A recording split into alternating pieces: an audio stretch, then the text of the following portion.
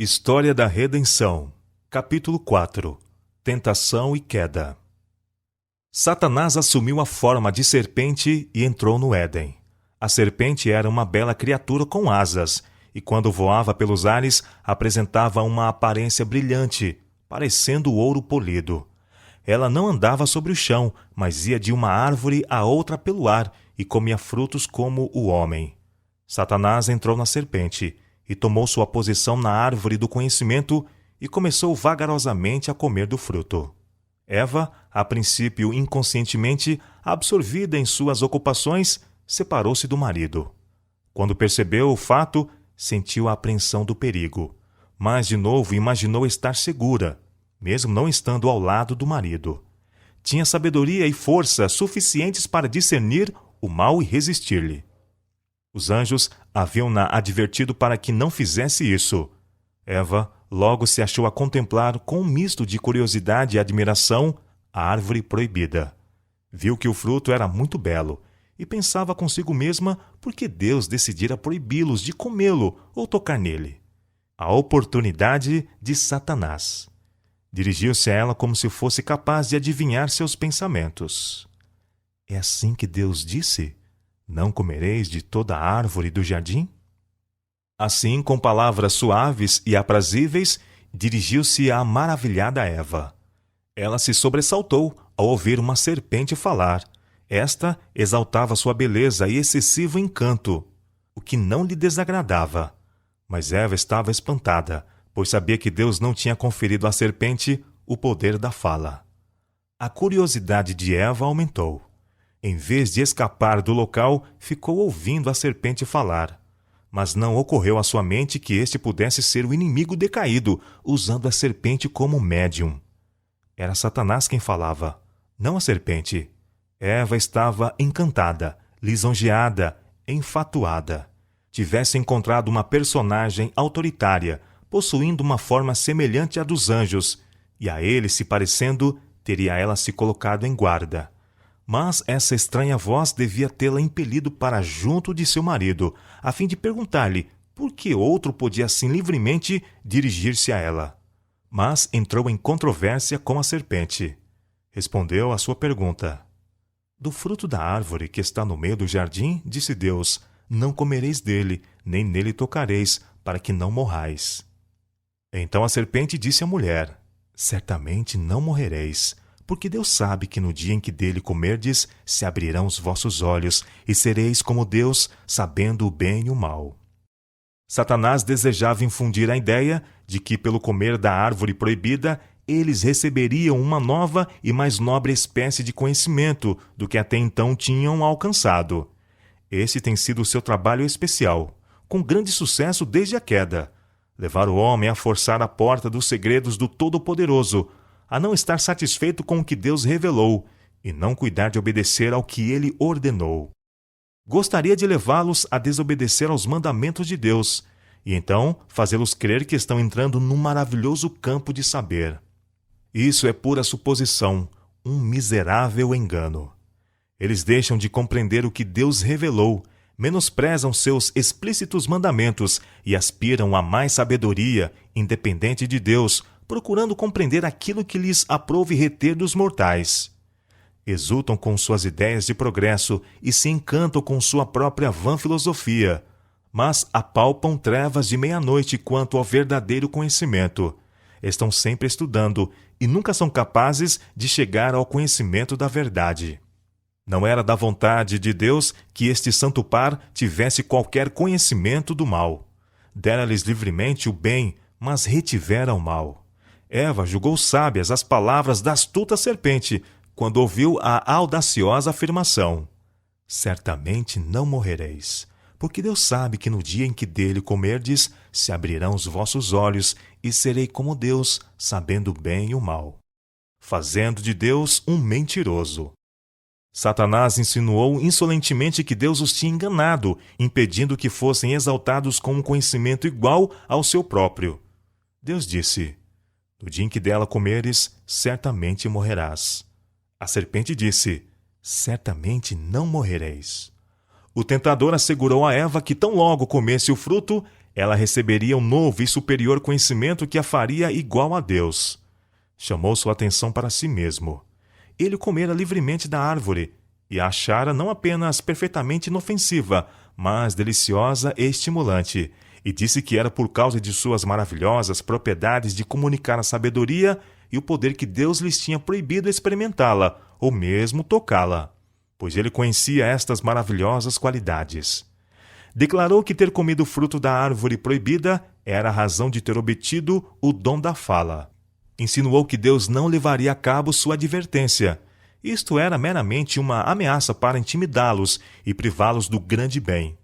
Disse-lhes mais que não poderiam morrer. Não tinham comido da árvore da vida que perpetuava a imortalidade? Disse que Deus os estava enganando e impedindo-os de um mais elevado estado de felicidade e mais exaltada alegria. O tentador colheu um fruto e passou-o a Eva. Ela o tomou nas mãos. Ora, disse o tentador, vocês foram proibidos até mesmo de tocá-lo, pois morreriam. Não observariam maior sensação de perigo e morte comendo o fruto, declarou ele, do que nele tocando ou manuseando-o. Eva foi encorajada, pois não sentia os sinais imediatos do desagrado de Deus. Pensou que as palavras do tentador eram de todo sábias e corretas. Comeu e ficou encantada com o fruto. Ele pareceu delicioso ao paladar, e ela imaginava sentir em si mesma os maravilhosos efeitos do fruto. Eva torna-se tentadora. Ela então colheu para si do fruto e comeu, e imaginou sentir o poder de uma nova e elevada existência como resultado da exaltadora influência do fruto proibido. Em um estado de agitação estranha e fora do natural, com as mãos cheias do fruto proibido, procurou o marido. Relatou o sábio discurso da serpente e desejava conduzi-lo imediatamente à árvore do conhecimento. Disse-lhe que havia comido do fruto e, em vez de experimentar qualquer sensação de morte, sentia uma agradável e exaltadora influência. Tão logo Eva desobedeceu, tornou-se um poderoso agente para ocasionar a ruína do esposo. Via a tristeza sobrevir ao rosto de Adão. Mostrou-se atônito e alarmado. Uma luta parecia estar sendo travada em sua mente. Disse a Eva que estava bem certo tratar-se do inimigo contra quem haviam sido advertidos, e se assim fosse, ela devia morrer. Ela assegurou-lhe que não estava sentindo qualquer mau efeito, mas, ao contrário, uma influência muito agradável, e insistiu com ele para que comesse. Adão compreendeu muito bem que sua companheira transgredira a única proibição a eles imposta como prova de fidelidade e amor. Eva arrazoou que a serpente dissera que certamente não morreriam e que suas palavras tinham de ser verdadeiras, pois não sentia qualquer sinal do desagrado de Deus, mas uma agradável influência, como imaginava que os anjos sentiam. Adão lamentou por Eva ter deixado o seu lar. Agora, porém, a ação estava praticada. Devia separar-se daquela cuja companhia ele tanto amara. Como podia suportar isso? Seu amor por Eva era muito grande. Em completo desencorajamento, resolveu partilhar sua sorte. Raciocinou que Eva era uma parte dele. Se ela devia morrer, com ela morreria ele, pois não podia suportar a ideia da separação. Faltou-lhe fé em seu misericordioso e benevolente Criador. Não compreendia que Deus, que do pó da terra o havia criado como um ser vivo e belo e tinha criado Eva para ser sua companheira, poderia suprir seu lugar. Afinal, não poderiam ser verdadeiras as palavras da serpente? Eva estava diante dele, tão bela e aparentemente tão inocente como antes desse ato de desobediência. Sob os efeitos do fruto que havia comido, exprimia maior amor para com ele do que antes de sua desobediência. Não viu nela um só sinal de morte.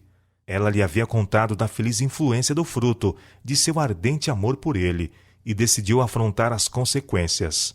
Tomou o fruto e comeu rapidamente, e como ocorreu com Eva, não sentiu imediatamente seus maus efeitos. Eva pensava ter capacidade própria para decidir entre o certo e o errado. A enganadora esperança de entrada no mais elevado estado de conhecimento levou-a a pensar que a serpente era um amigo especial, que tinha grande interesse em sua prosperidade. tivesse procurado o marido e ambos relatado ao seu Criador as palavras da serpente e teriam sido imediatamente livrados de sua astuciosa tentação. O Senhor não desejava que buscassem o fruto da árvore do conhecimento, porque então seriam expostos ao engano de Satanás. Sabia que eles estariam perfeitamente a salvo se não tocassem no fruto. A livre escolha do homem. Deus instruíra nossos primeiros pais quanto à árvore do conhecimento, e eles foram plenamente informados da queda de Satanás e do perigo de ouvirem as suas sugestões. Ele não os privou da faculdade de comerem do fruto proibido. Deixou que, como agentes morais livres, crescem na sua palavra, obedecessem a seus mandamentos e vivessem, ou crescem no tentador, desobedecessem e morressem. Ambos comeram. E a grande sabedoria que obtiveram foi o conhecimento do pecado e o senso de culpa. A veste de luz que os rodeara agora desapareceu. Sob um senso de culpa e a perda de sua divina cobertura, um tremor tomou posse deles, e procuraram cobrir suas formas expostas. Nossos primeiros pais escolheram crer nas palavras, como pensavam, de uma serpente, ainda que esta não tivesse dado nenhuma prova de seu amor. Nada tinha feito para sua felicidade e benefício, enquanto Deus lhes tinha dado todas as coisas que eram boas para comer e agradáveis à vista. Em qualquer lugar que a vista repousasse, havia abundância e beleza. Ainda assim, Eva foi iludida pela serpente, a pensar que existia alguma coisa oculta que podia fazê-la sábia como o próprio Deus. Em vez de crer e confiar em Deus, ela, de maneira vil, descreu de sua bondade e acatou as palavras de Satanás. Depois de sua transgressão, Adão a princípio imaginou-se passando para uma nova e mais elevada existência. Mas logo o pensamento de seu pecado o encheu de terror. O ar, que até então havia sido de uma temperatura amena e uniforme, parecia-lhe extremamente hostil. O culpado casal experimentava uma intuição de pecado. Sentiam um terror pelo futuro, uma sensação de necessidade, uma nudez de alma. Desapareceram o doce amor e a paz e feliz contentamento que haviam desfrutado, e em seu lugar veio uma sensação de carência que nunca tinham experimentado antes. Pela primeira vez, puseram sua atenção no exterior. Eles não tinham estado vestidos, mas rodeados de luz, como os anjos celestiais. Essa luz com a qual estavam circundados tinha sido retirada. Para aliviar o senso de carência e nudez que experimentavam, trataram de procurar uma cobertura para seu corpo, pois como podiam, nus, defrontar o olhar de Deus e dos anjos? Seu crime está agora diante deles, em sua verdadeira luz. Sua transgressão do expresso mandamento de Deus assume um caráter mais claro. Adão censurara a Eva por sua insensatez em sair de seu lado e deixar-se enganar pela serpente. Mas ambos procuravam tranquilizar-se de que Deus, que lhes tinha dado todas as coisas para fazê-los felizes, perdoaria essa transgressão devido a seu grande amor por eles e que o castigo não seria afinal tão terrível. Satanás exultou com seu êxito. Tinha agora tentado a mulher a desconfiar de Deus, a duvidar de sua sabedoria e a procurar penetrar em seus oniscientes planos. E por seu intermédio, ele também causou a ruína de Adão, que, em consequência de seu amor por Eva, desobedeceu ao mandado de Deus e caiu com ela. As novas da queda do homem se espalharam através do céu. Toda a harpa emudeceu. Com tristeza, os anjos arremessaram da cabeça suas coroas. Todo o céu estava em agitação. Os anjos sentiram-se magoados com a vil ingratidão do homem em retribuição da rica generosidade que Deus proporcionara. Um concílio foi convocado para decidir o que se deveria fazer com o par culpado. Os anjos temiam que eles estendessem as mãos e comessem da árvore da vida, tornando-se pecadores imortais. O Senhor visitou Adão e Eva e tornou conhecidas as consequências de sua transgressão. Em sua inocência e santidade, tinham eles alegremente recebido a majestosa aproximação de Deus, mas agora escondiam-se de sua inspeção. Mas chamou o Senhor Deus Adão e disse-lhe: Onde estás? E ele disse: Ouvi tua voz soar no jardim e temi, porque estava nu e escondi-me. E Deus disse: Quem te mostrou que estavas nu? Comeste tu da árvore que te ordenei que não comesses? Esta pergunta foi formulada pelo Senhor, não porque ele necessitasse de informação, mas para fixar a responsabilidade do culpado par. Que fizeste para te tornares envergonhado e com medo? Adão reconheceu sua transgressão, não porque estivesse arrependido de sua grande desobediência, mas para lançar censura a Deus. A mulher que me deste por companheira, ela me deu da árvore, e eu comi. Quando foi perguntado à mulher: Por que fizeste isto? Ela respondeu: A serpente me enganou, e eu comi. A maldição. O Senhor então dirigiu-se à serpente: Porquanto fizeste isto, maldita serás mais que toda a besta, e mais que todos os animais do campo. Sobre o teu ventre andarás, e pó comerás todos os dias da tua vida. Como a serpente tinha sido exaltada acima de todas as bestas do campo, seria agora degradada abaixo de todas elas e odiada pelo homem, porquanto fora o agente pelo qual Satanás agira. A Adão disse o Senhor: Porquanto deste ouvidos à voz de tua mulher e comeste da árvore de que te ordenei, dizendo: Não comerás dela. Maldita é a terra por causa de ti. Com dor comerás dela todos os dias da tua vida. Espinhos e cardos também te produzirá, e comerás a erva do campo. Seria agora degradada abaixo de todas elas e odiada pelo homem, porquanto fora o agente pelo qual Satanás agira. A Adão disse o Senhor: Porquanto deste ouvidos à voz de tua mulher e comeste da árvore de que te ordenei, dizendo: Não comerás dela, maldita é a terra por causa de ti. Com dor comerás dela todos os dias de tua vida. Espinhos e cardos também te produzirá, e comerás a erva do campo. No suor do teu rosto comerás o teu pão, até que te tornes a terra, porque dela foste tomado, porquanto és pó, e em pó te tornarás. Deus amaldiçoou a terra por causa do pecado de Adão e Eva, em comer da árvore do conhecimento, e declarou: Com dor comerás dela todos os dias da tua vida. Deus tinha partilhado com eles o bem, mas retido o mal. Agora declara que comerão dele, isto é, devem ser relacionados com o mal todos os dias de sua vida. Daquele tempo em diante, o gênero humano seria afligido pelas tentações de Satanás. Uma vida de contínua labuta e ansiedade foi designada a Adão, em vez do alegre e feliz labor que tivera até então. Estariam sujeitos ao desapontamento, pesares, dor e, finalmente, a morte. Foram feitos do pó da terra, e ao pó deviam voltar. Foram informados de que teriam que perder seu lar edênico.